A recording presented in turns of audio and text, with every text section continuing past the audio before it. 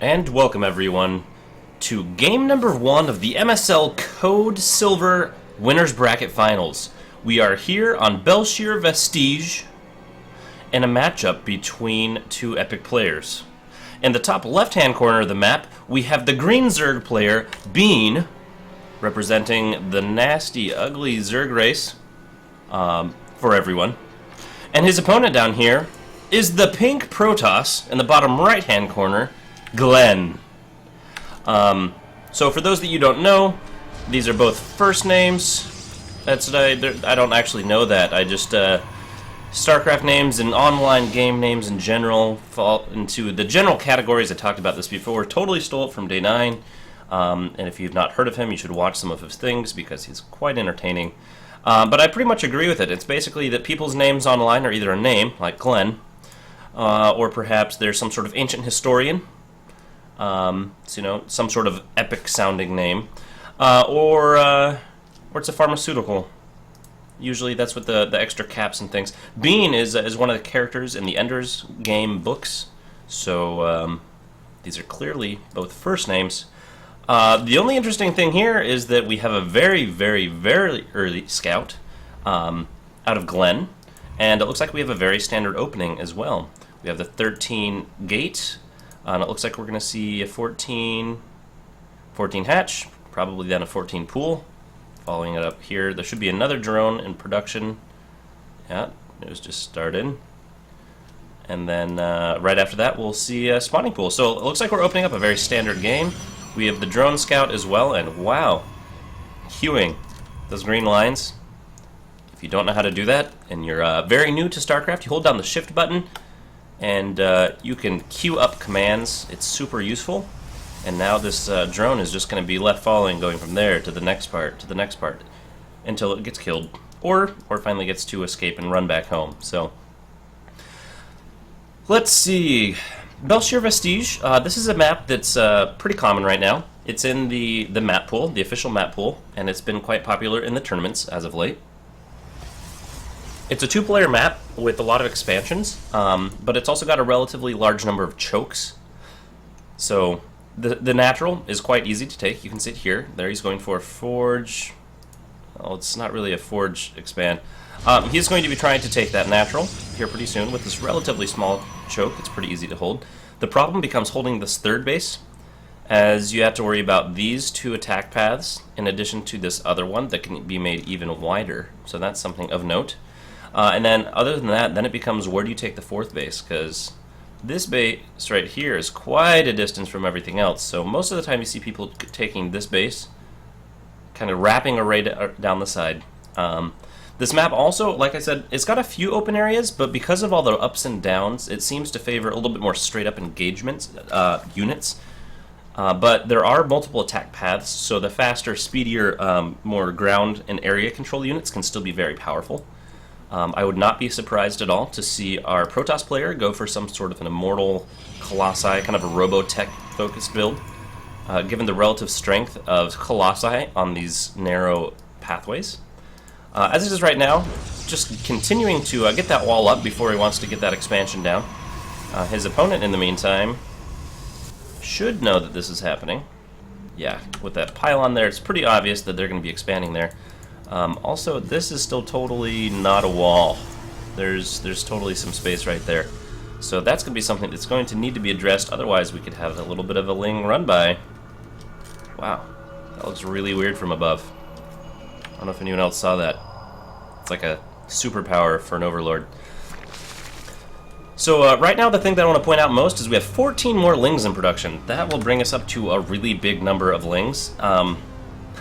So the Zerg player, because he fast expanded, he had the opportunity to have a little better economy. However, a Zerg player has to manage their larva as well. And Zerglings in particular are good units. They're very cheap for minerals, for how good they are, but they cost a lot of larva. So he's still actually got a decent amount of minerals, but he has no more drones. And if you look at the unit count, he's down in drones in comparison to his opponent, who is on one base, even still. There's a cannon here. There's a little bit going on. This should be fine. The probe will not escape, although speed is not yet done. So it does actually get away. Wow, that's amazing. If speed had been done, that would have been surrounded very, very quickly. Ooh.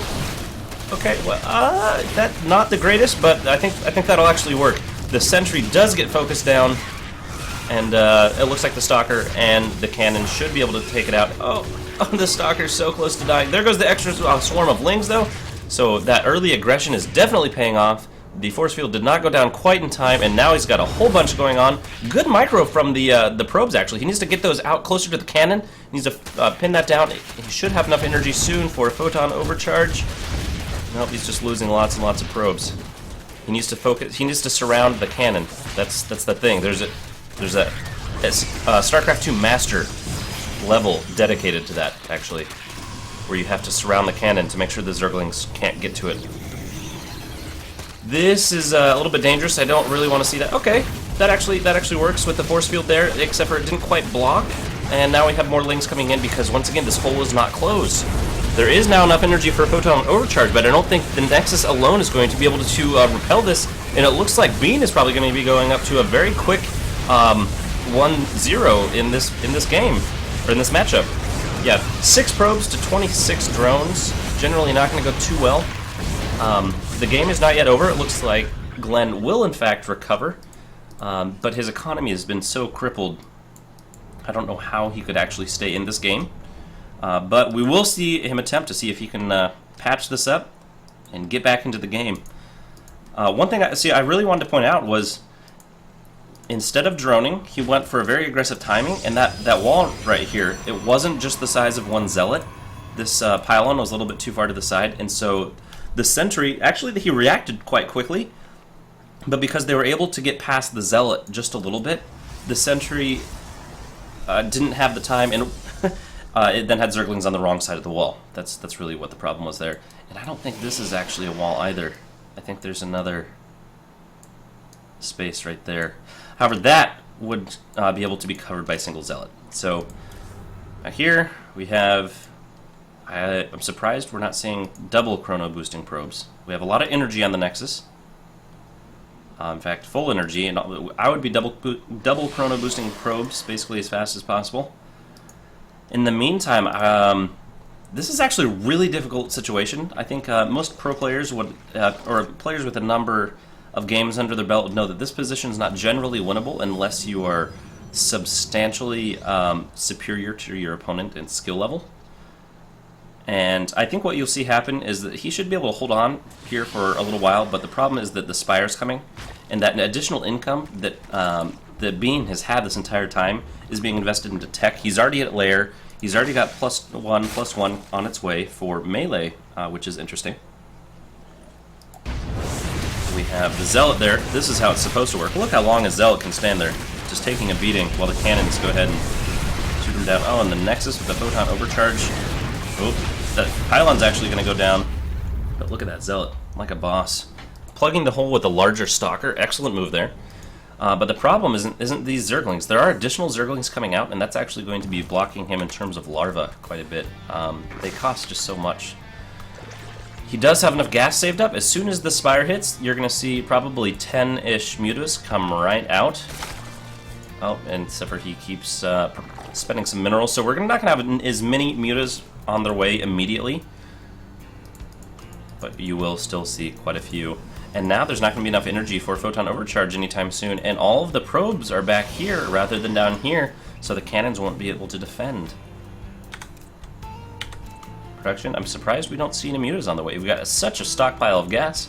It's a little bit confusing, but not too big of a deal. Looks like he's going to see if he can try to break him with Zealot, or Zerglings alone, with the additional surface area they had there, and that made them do a lot more damage. This right here is a little bit better, and now some additional stalkers to add some DPS from behind this wall. It looks like the Forge actually might go down. And another Zealot did go down. It looks like the Zerglings are going to make their way in. Not even going to wait for Mutas, just going to break his way in with the Zerglings. And behind us, he's double expanding, feeling like he's got quite a bit of money. And it looks like we're going to have a good game. So, excellent game there from Bean. Glenn, I actually honestly don't feel like we got a chance to truly see a measure of a good comparison there, because I think you were caught a little bit off guard by this very early aggression, because generally at that point in time in the game, Zerg players really like to build one unit, and it starts with a D and ends with a Roan. So it's not surprising to be caught off guard.